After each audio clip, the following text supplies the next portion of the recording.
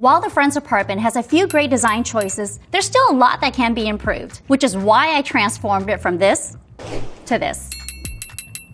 Feng Shui is a practice in mindfulness. You really have to understand your space and what you want to get out of it before you make these strategic moves. I'm interior designer and Feng Shui practitioner Julie Khuu, and I'm going to show you how the Friends apartment should have been designed using Feng Shui.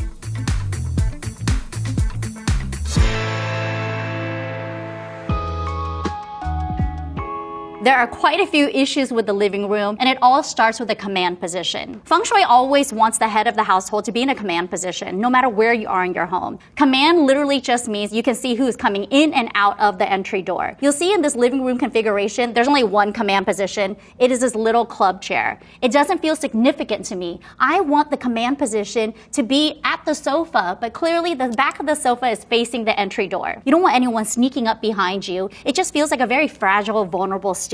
How do we mitigate this? You might think that a really great option is to move the TV down to this south wall, place it right here. That way you can optimize a command position by putting the sofa on this wall. But you know what I hate? I hate it when I am watching television and there's people walking in and out of the space just to try to get to their room. If you're living with roommates, you know exactly how I feel. So even though you are creating a command position to watch television, you're also blocking Qi from entering Rachel's bedroom, which is like a huge taboo. Feng Shui is based on the idea that everything carries with it a universal life force. That energy is called Qi. Qi has the capacity to enter our homes and permeate our spaces to bring us more balance and harmony within our environments. So the TV is not going to stay on this wall. We're going to move it back to where it was. There are so many ways to use Feng Shui according to your conditions. Feng Shui does not require any money to begin. Start where you are, use what you have, do what you can. So let's say the girls don't have a really huge budget. What I would do to create a more substantial command position is just to replace the club chair with like a love seat. There are two people living here. You want them both to be in a command. If you have a little bit more of a budget, I would place a sectional in there. Boom, look at that. Command, command, command. Not only have you created a larger command position for every user in the home, you're also creating more seating space. It's like a win-win, especially when you host and entertain like the girls do. I like this design. It actually flows better. But you know what could be even better? Feng Shui loves curves. You know, imagine Qi kind of flowing in through your space. So imagine if you had these sharp corners on this sectional. Qi is gonna bump into this corner. It's not gonna know which way to go. It could go left, it could go right. Sometimes Qi does get confused. I'll be removing this sectional and adding in a custom curved sectional. I mean, look at that. Doesn't it just feel more inviting? You always want to match the shape of your furniture. Now that we have this curved sectional in this space, this square coffee table is just not going to do. Add in this really beautiful curved coffee table to mimic the shape of our new sectional. So now when Qi flows through our space, it's going to curve around the living room. It's not going to bump into any sharp corners. It's just going to follow the sinuous curves in the flow of our home. We have all of this open space right here, and it's a great opportunity to add more seating. I see you moved the green ottoman. How did that happen? I don't know. I thought it looked better there. And also it's an extra seater on the coffee table. Well, yeah, it's interesting. But you know what?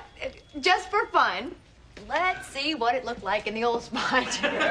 Monica was right. I mean, the green ottoman should never have gone there. I understand what the girls are trying to do, though. You're trying to create more open seating for your guests. But that's just a wrong spot for it, because clearly it's the most uncomfortable seat in the house. It doesn't even have a back. Who's going to sit on an ottoman? So I'll be removing this single chair and ottoman and console out of the way. I would love to place like 2 comfy lounge chairs in the space and make it a little bit more functional with like a side table. Now we've created like a really intimate conversational seating area. The girls can have more guests seat here. They can actually sit here and engage in conversation themselves. It's really about optimizing not only the function of the space, but just more quiet areas for you to enjoy your home. I love that we've created this conversational seating area now, but the area rug just totally feels off. You want to define a zone with area rugs. So you use the area rug to anchor this living room area. If you're confused about the sizing of your area rug, just remember that the front legs of all of your furniture that's in the space should be squarely planted on the area rug. I feel really good about the living room now. Look how much more open it is.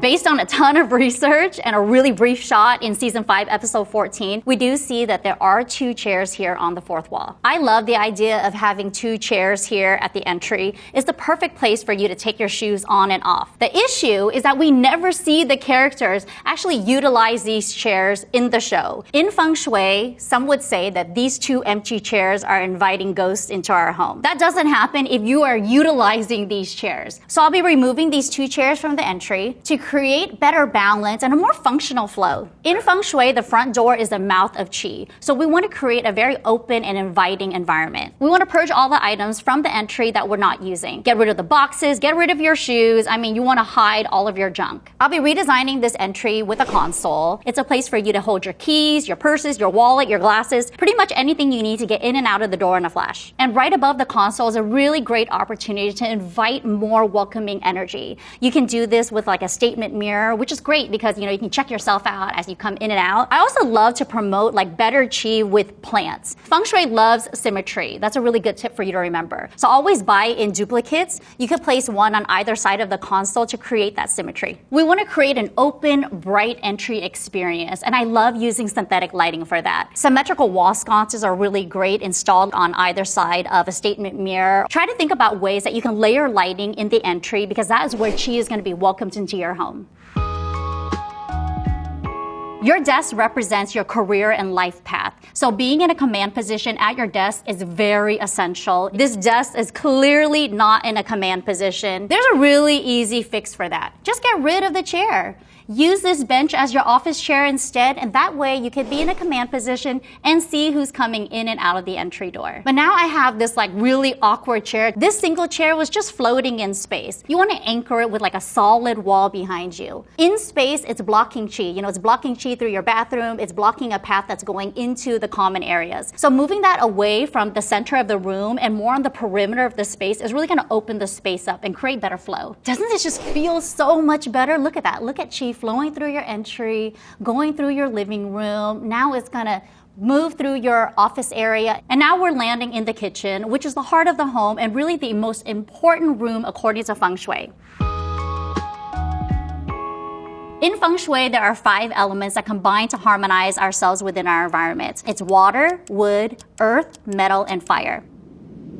In the kitchen, water is represented by the sink. Fire is the stove. So anytime you have a fire element and a water element right next to each other or right across from each other, those elements cancel each other out. So the sink is in the northwest direction, which is great because water is actually in the north direction on the Bagua map according to Feng Shui principles. But the stove is on the west wall, where it should be on the south wall. Monica's a chef. I want her to be in a command position. I'm going to be removing the stove, rotating it, so that she can see who's coming in and out of the entry door. Now that we moved the stove here, qi is gonna walk right into this fire element. That is just too much energy for a space. But I have a really great solution. I wanna erect a brand new partition wall here to help divide the energies. It's also a really great solution to install a new hood. Kitchen layout is done. I love it. We've got sink in the north, fire in the south. In an open concept space, I love round tables for dining areas, and so does Feng Shui. Remember, Feng Shui loves curves. There's no sharp corners for you to bump into. Plus, you can scale. You can always add in 2 more chairs because you'll see there's 4 and there's 6 friends, right? So add in 2 more chairs and a round dining table. There's no hierarchy. I love that. In season 3, episode 8, we see Monica bang Ben's head right on an overhead ceiling beam. Feng Shui believes that overhead ceiling beams are an oppressive energy. They could block or hinder your wealth or growth. It's a literal physical obstacle as well. Just imagine sitting at your dining table, you're looking up, and all of a sudden there's this big beam that's like an oppressive energy right on top of you. That can't feel good. Ceiling beams are potential poison arrow enhancers. A straight line is considered a poison arrow. That's bad energy that can permeate the space and actually hinder and block qi. Oftentimes, these beams are structural. One of the easiest ways for you to block the energy of oppressive ceiling beams is simply to install a light. You can install a really beautiful chandelier. Just think the more faceted and the brighter the light, the more you're able to combat the oppressive energies from the ceiling beams. If you don't have an opportunity where you can install a ceiling light, you can also wrap like vines or plants around the ceiling beam. Just think about ways that you can soften the appearance of the ceiling beams that you cannot move in your home. home. You can also find poison arrows in plants. Now, if you have plants in your home,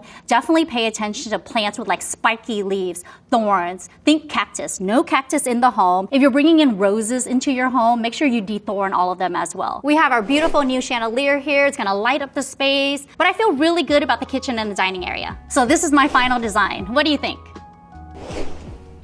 Remember that feng shui is a practice in mindfulness. Feng shui only works if you do. There's so much more that I can talk about in the bedrooms, and we haven't even gotten there yet. There's a coffin position, there's a command position, there's colors, there's lighting, there's so much more. So definitely let us know in the comments below if you want to see part 2.